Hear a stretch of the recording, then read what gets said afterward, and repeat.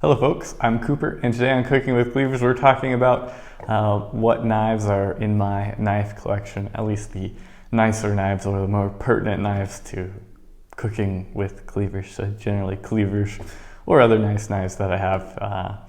The purpose of this video is just because in the last couple of weeks and months I've had various questions about certain types of knives and whether I have experiences with it, what I think about it, etc. Unfortunately, I don't have all of the knives in the world, so I thought I'd just show you the knives that I do have, then you can ask questions about them more specifically. I'll still field and try to help you out with any questions you have. But if it's about a $400 or $600 Japanese-made Chinese slicing cleaver, the chances I have experience with it are basically zero, because I don't have enough money to buy those expensive cleavers, at least not yet. My brothers say I should reach out and be like, if you want those sorts of reviews, you should like donate to my channel or something, but I don't know, you can probably just go buy stuff on your own. Anyway, we'll get started here. The first knife I have, these are basically in no particular order except for generally grouped by company. So the first knife is a Shabazzle TP03-1, which is basically the F208-1 but with a metal handle. Generally a good knife, recommend for people generally on a budget. You can get the F208 for like 40-ish bucks on Amazon, so it's readily accessible and a good knife. It's made out of a layered steel with 8CR13 as the core, so it has good edge retention and the like. After that we have the Shabazzle B302, which is the Chinese marketed version of the S210-2. Unfortunately, so this is a carbon steel blade. Lots of people are hoping that it'll be like a cheaper option to a Cck and just as good or something. Unfortunately, the model I have, or the example I have that I purchased, is not what I would consider a good slicing cleaver. It's rough in general, which would have been fine for its cheap price, but the blade is bent, which is, there's basically nothing saving it at that point. So I personally, right now, don't recommend the Shabazzle S210 or B302 lineups. A knife that I basically just picked up is the Shabazzle P01. Has this ugly mirror finish on it. It's a very cheap knife, so with the mirror finish you can see any marks on it from fingerprints and stuff. Don't generally like that, but this is a dual purpose cleaver. Everyone's asking me lots of questions about dual purpose cleavers and what I think about them, what's a good option for them. So I picked up this very cheap one to try to answer, to give you an option if you really want a dual purpose cleaver. I generally just say get a slicing cleaver and get a bone cleaver and call it good. Have two cleavers that are both good at what they do. Dual purpose cleavers are generally just meh. They have a very thick choil, you may or may not be able to see, but it basically only thins out at the last quarter inch behind the blade, so cutting through anything would be basically forcing a wedge through stuff, so there's that. Next on the lineup is our Cck knives. I've got the Cck 1301, as you probably all know because I talk about it a lot. I like it a lot. It's very expensive in America though, and sometimes not accessible in America, so that's a problem. But this is 244 millimeters long. I think it's marketed as 240, and it's a carbon steel knife. Good knife. Its little brother's the Cckf 1302 with a 212 millimeter. I think it's marketed as a 215 millimeter blade, but there's that. You can actually get these in the United States, I think on eBay and the like, but there you go. After that we have a Cck Kf 1912. Yeah, the Kf 1912, which is the stainless steel slicing cleaver. This one's 203 millimeters long. It's a little bit softer of a steel, so have to sharpen it more frequently, less edge retention, and a little thicker than their carbon steel blades, but still a good knife. After that, we have a Qianlong Biezuo, and this is a 209 or 210 millimeter long blade. Qianlong Biezuo is just some random manufacturer in Taiwan. Probably won't find them in the US, but they may make stuff that's branded as something else that they send to America. But a good knife. It's made with SK steel, so Japanese carbon steel. Doesn't specify which grade of SK steel, but that's okay. It's a good knife.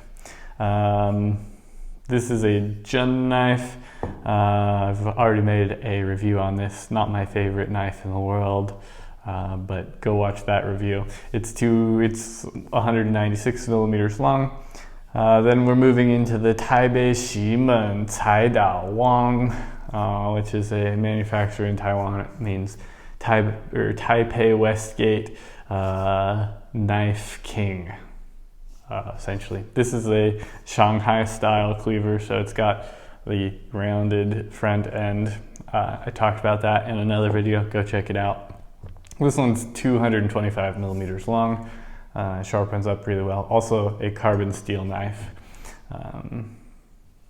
Next we have another Taipei Ximen Caidao Wang, which is a bone cleaver. This one's somewhere in the 670-ish gram weight range, I believe. It's a bone cleaver. As long as it's heavy enough, it's fine. A carbon steel knife, and its blade length is 190 millimeters-ish, 180 millimeters, somewhere in there. This is also a Taipei Ximen Caidao Wang, the Westgate company. And this is a Wanwu Dao, or a real dual purpose knife. Very thick, far too heavy to be used as a slicing cleaver though. So it's basically a light bone cleaver with a 232 millimeter blade. After that, we'll just randomly throw in a couple of Japanese gyutos. I don't have any expensive Japanese gyutos because I'm not rich yet. So we just have some more budget things. This is a Meisho Kanetsune KC1000 series 180 millimeter gyuto. It's a carbon steel core clad with stainless steel. It's a fine knife. I don't know. I don't really use Japanese gyutos very much because I generally use Chinese slicing cleavers. But here's another Japanese gyuto, also a more budget-friendly option, which is a Fujiwara Kane Fusa. Fujiwara Kane Fusa. It's 240 millimeter gyuto made from an SK4 or maybe SK5 carbon steel, and it's got a 70-30 grind. So there's more with a 70-30 grind, you just have to sharpen one side more than you do the other side. But it gets wicked sharp. After that, we're moving into my Maestro U lineup. I have a bunch of Maestro U knives because the first good knives and Chinese style knives that I got were Maestro U, so I got a whole set basically. But the first one of that is a D5, which is their meat cleaver or bone cleaver. It's got a 175 millimeter blade and weighs somewhere around 500 grams, or like half a kilogram, a little over a pound. After that, I've got a Maestro D13, which they market as a sashimi knife. That's a little ambitious of them, I would say, but basically just a carving knife with a 210 millimeter blade. After that, we've got a Maestro D6, which is just a nice little fruit knife or sandwich knife or whatever, with a 155 or 158-ish millimeter long blade. Then we have a Taiwanese style cleaver, a rounded cleaver, or also got a translation that ends up as a cinnamon cleaver or something like that. There's a bunch of different names for it, but generally a more Taiwanese style cleaver, from Maestro. This is the D6? No, D4. This is D4. They just call it a vegetable cleaver, but it's 175 millimeters or 180 millimeters, somewhere in there, long. After that, we have a Maestro D11, which is their large slicing cleaver.